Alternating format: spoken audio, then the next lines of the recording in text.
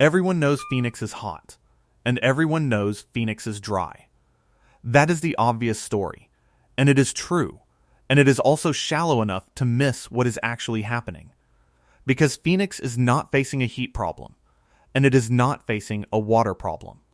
It is facing a stack of them, layered on top of one another, and each layer is quietly using up a buffer that the city has been leaning on for decades, without most people realizing it was there. A cushion of surplus farmland water, a cushion of groundwater in the ground, a cushion of legal protection for the cities, a cushion of assumption that you can always drill a little deeper, or grow a little more, or cut someone else's supply before your own. Every one of those cushions is nearly spent, and they are running out at the same time. That is the actual math, and it is worse than the sunny version and worse than the doom version, because it is not about a single dramatic day when the taps run dry. It is about a city that has been living on borrowed margins, and the bill coming due on all of them at once. So let us go through them, one at a time, because once you see how they stack, you cannot unsee it. Start with what Phoenix actually is, and how it drinks. Phoenix sits in the Sonoran Desert, the largest city and one of the hottest deserts in North America, about 6 million people in the city itself, and nearly 5 million across the metropolitan area, and it is one of the fastest growing regions in the entire United States. People are moving there by the hundreds of thousands, and developers are building to meet them.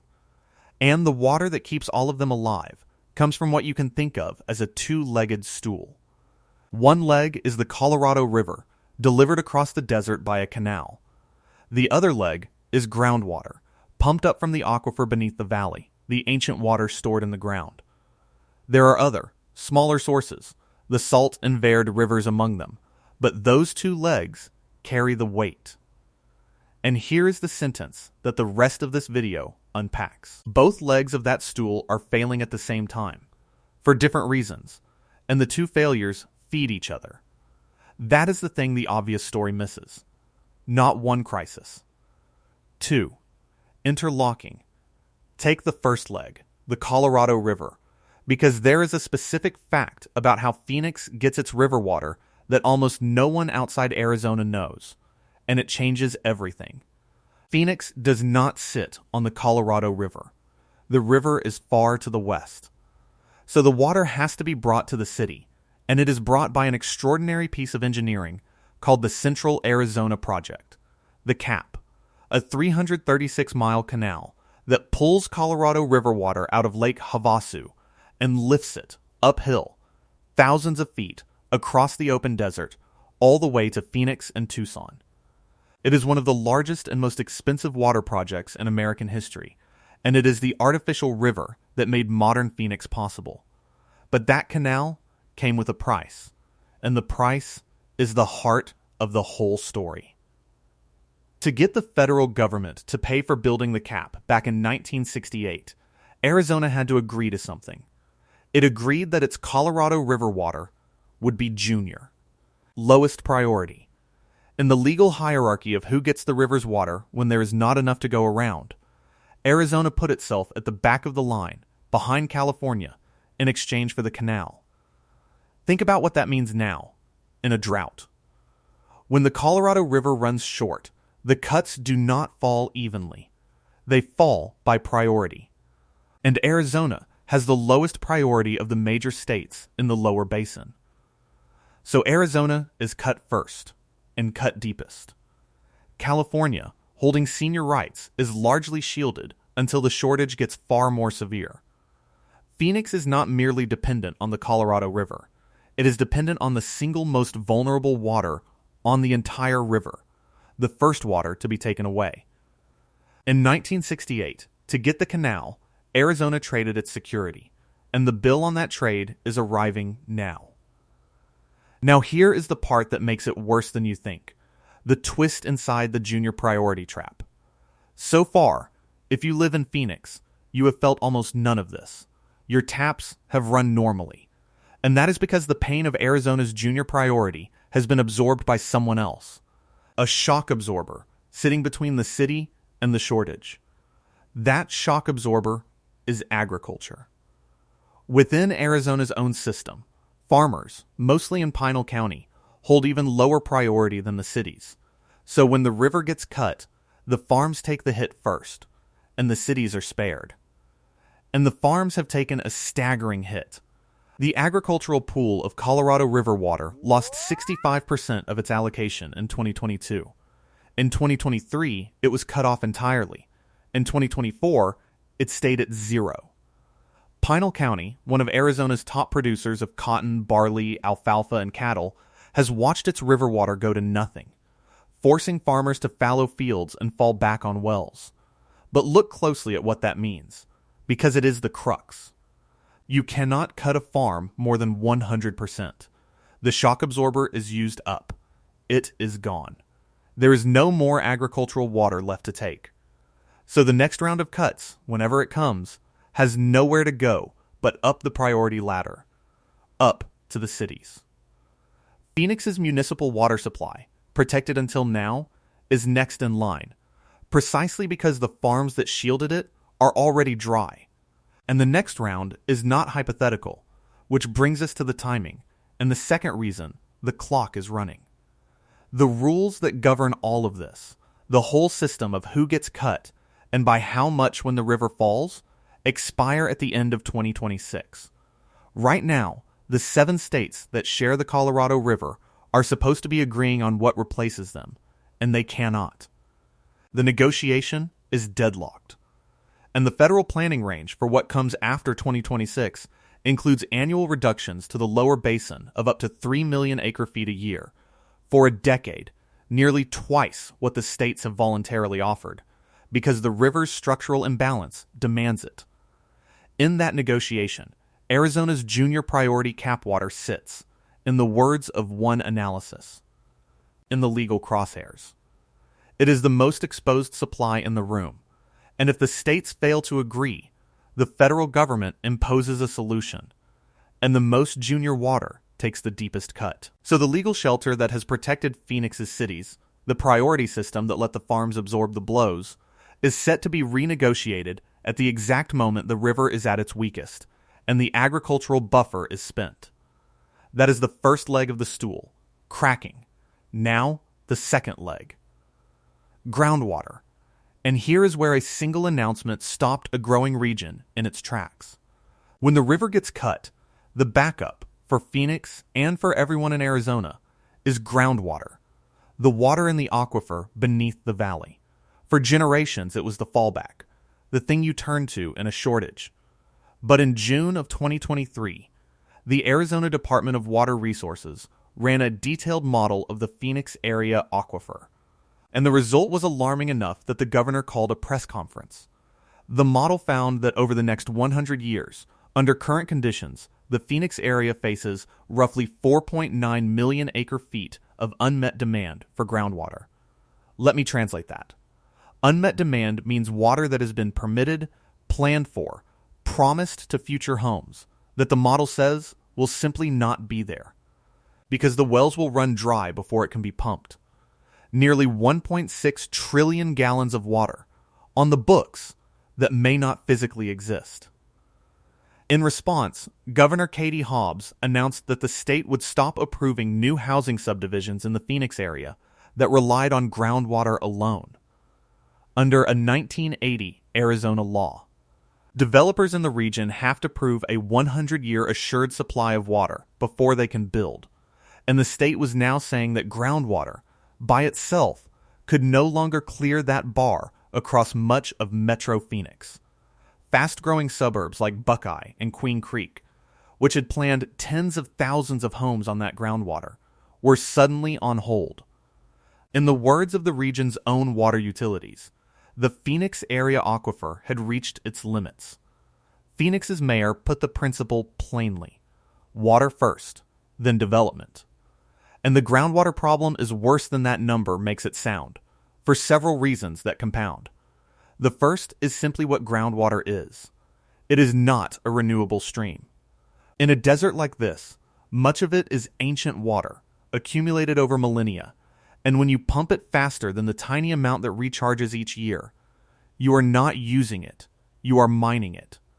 And when you draw it down far enough, the empty pore spaces in the ground can collapse, and the land itself sinks. Parts of Arizona have subsided and cracked open into fissures from decades of overpumping. The ground follows the water down. The second is that the paperwork has been improving while the reality gets worse. In late 2024, the state updated its model, and the projected shortfall dropped from 4.86 million acre-feet down to 3.6 million. Good news, on the surface. Except that the reason it dropped was that the model now assumed even more total groundwater would be pumped, over 5 million acre-feet more, which meant even deeper declines in the water table. The number on the report improved. The aquifer got worse. The third reason is the collision, the way the two failing legs feed each other. When the Colorado River cuts hit the farms, the farmers do not simply stop farming. They fall back on groundwater, and they pump harder. So the surface water crisis directly accelerates the groundwater crisis. The two legs are not independent. Cutting one drives more weight onto the other at the exact moment the other is already failing. And there is a fourth reason, one that makes the whole thing feel almost unfair. In the cities, groundwater is tightly regulated, but across most of rural Arizona, it is barely regulated at all. Corporate farms, including some owned by foreign companies, are allowed to pump essentially unlimited groundwater to grow water-hungry crops like alfalfa. Much of it shipped overseas to feed livestock in other countries. So while Phoenix suburbs are told they cannot build homes for lack of groundwater, in other parts of the state that same finite water is being drained without limit to grow hay for export. Then, in April of 2026, a final twist. A Maricopa County judge ruled that the state had acted illegally when it imposed the building restrictions in 2023, siding with home builders who argued the water department had changed the rules without proper process.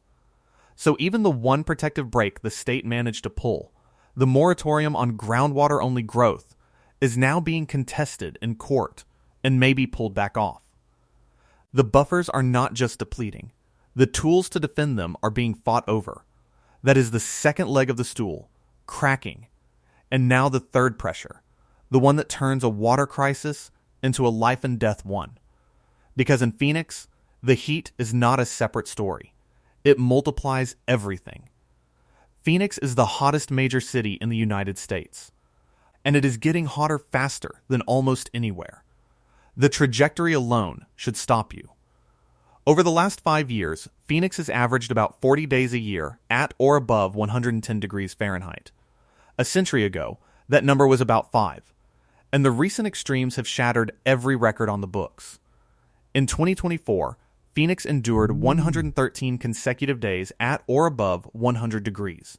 From late May to the middle of September, the longest such streak ever recorded, a full month longer than the previous record set in 1993. That same year, it logged 70 days at or above 110 degrees. The summer before, in 2023, it ran 31 straight days at or above 110. And that heat kills, on a scale that public officials have started describing in the language of disaster. In Maricopa County, heat-related deaths climbed from several dozen a year in 2014 to 645 in 2023, a record, and 602 in 2024. The county's chief medical examiner has said the surges in recent summers were so intense and so long that his office began approaching them like a mass casualty event during one 44-day stretch in the summer of 2024. A heat-related death occurred in the county every single day. But the number that tells the real story is not the total. It is who dies and how. About half of the people who died from heat in Phoenix were experiencing homelessness. And among those who died indoors, in their own homes, 88% had an air conditioner in the residence. But 70% of those air conditioners were not working. Sit with that sentence, because it is the whole video in one line.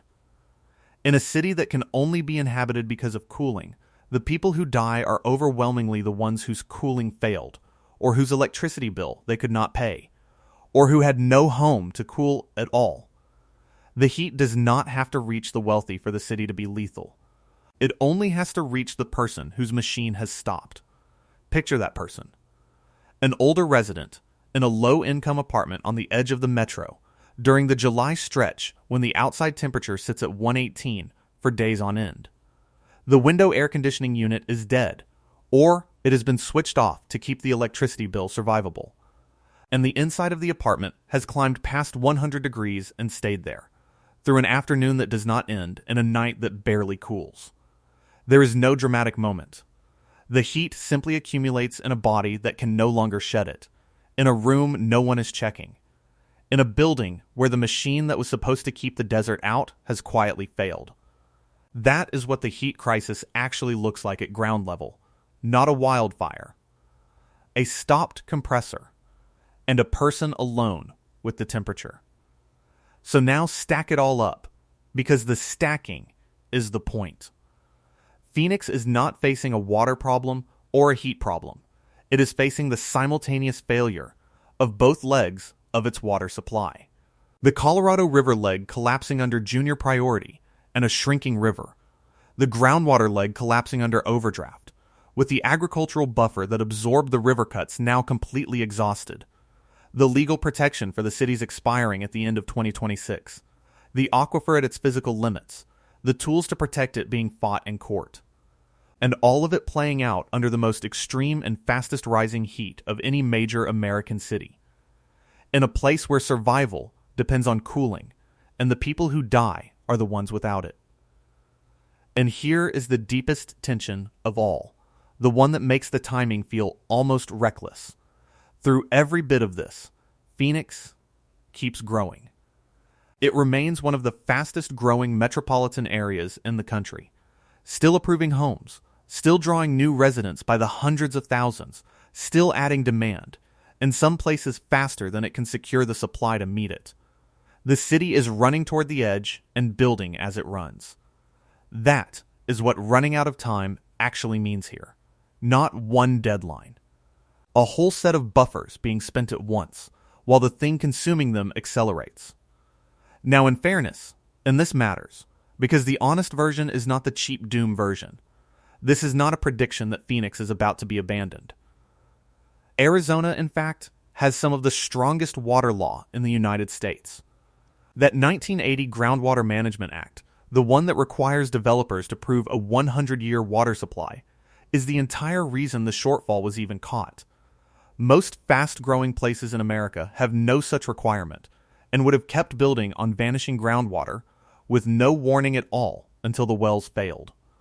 Arizona built the smoke detector, which is why it heard the alarm.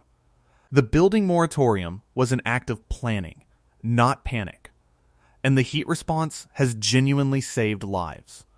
Phoenix created a first-of-its-kind municipal office of heat response and mitigation, opened cooling centers running around the clock, and in 2024, even as the heat set new records, heat deaths in the county fell for the first time in a decade.